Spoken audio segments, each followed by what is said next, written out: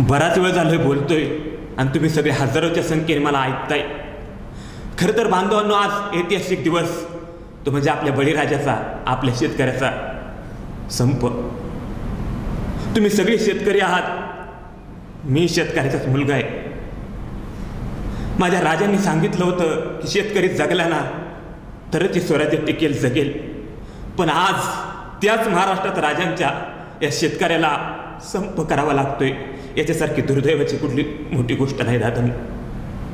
आमचे मित्र सागर सर ननावरे, शिवकवी, मला वेळोवेळी मार्गदर्शन करत असतात। त्यांनी एक कविता मांडली दादांनो, तीच कविता मी आज तुमच्यासमोर जाता जाता सांगून जातोय।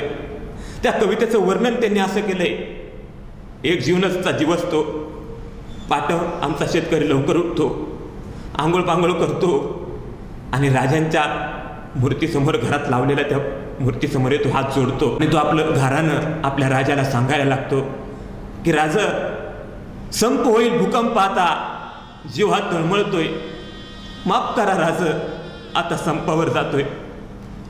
रक्ताचं पाणी करून गाळला शेतात घाम, मरमर म्हणून सुद्धा मिळला नाही दाम।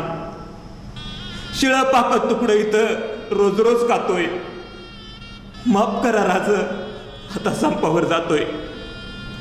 ज्या दुधाने झालं मोठा त्या दुधाचं होतोय चिखल, ज्या दुधाने झालं मोठा त्या दुधाचं होतोय चिखल। काळजात पडल्यात बॅगा पण कुणीच घेईना दखल, लेकरा बाळांचा जीव आमचा कासावीस होतोय, माफ करा राज, आता संपावर जातोय।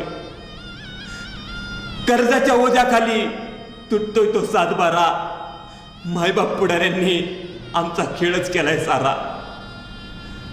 खादी मधला रक्षण करता अंत आमचा पाहतोय, माफ करा राज, आता संपावर जातोय।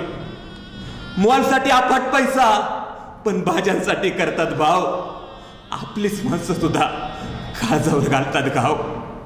राज, अश्रूंचा जरा आता दुष्काळातही वाहतोय, माफ करा राज, आता संपावर जातोय। माफ करा राज, आता संपावर जातोय। माफ करा राज, आता संपावर जातोय।